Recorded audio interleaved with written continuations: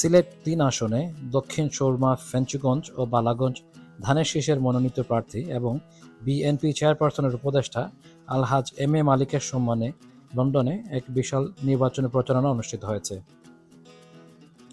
গত ১৭ ডিসেম্বর বুধবার পূর্ব লন্ডনের আমারগাঁও রেস্টুরেন্টে যুক্তরাজ্যে বসবাসরত মোগলাবাজার ইউনিয়ন জাতীয়তাবাদী পরিবারের উদ্যোগে এই সভার আয়োজন করা হয়।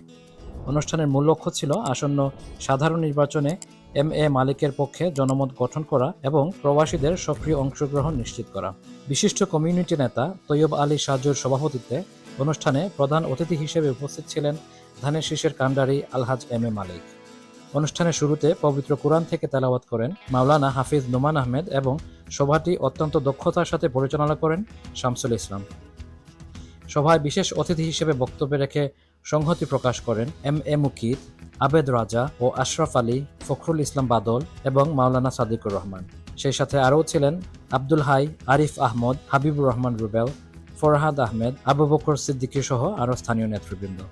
সভায় বক্তারা বলেন, সিলেট ৩ আসনের মাটি ও মানুষের কল্যাণে এম এ মালিকের সুযোগ্য নেতৃত্ব এখন সময়ের দাবি। বক্তারা আরও উল্লেখ করেন যে দক্ষিণ সুরমা, ফেঞ্চুগঞ্জ ও বালাগঞ্জ এলাকার প্রবাসীরা শুধু সমর্থন দিয়েই ক্ষান্ত হবেন না, বরং তারা নির্বাচনের সময় সশরীরে এলাকায় উপস্থিত থেকে সাধারণ ভোটারদের সাথে নিয়ে ধানের শীষ প্রতীকে বিপুল ভোট প্রদান করবেন। প্রবাসীরা প্রতিজ্ঞা করেন যে ঐক্যবদ্ধ প্রচেষ্টার মাধ্যমে তারা এম এ মালিককে বিজয়ী করে এই আসনটি বিএনপিকে উপহার দেবেন। অনুষ্ঠানের শেষ পর্যায়ে দেশ ও জাতির সমৃদ্ধি কামনায় বিশেষ মোনাজাত করা হয়।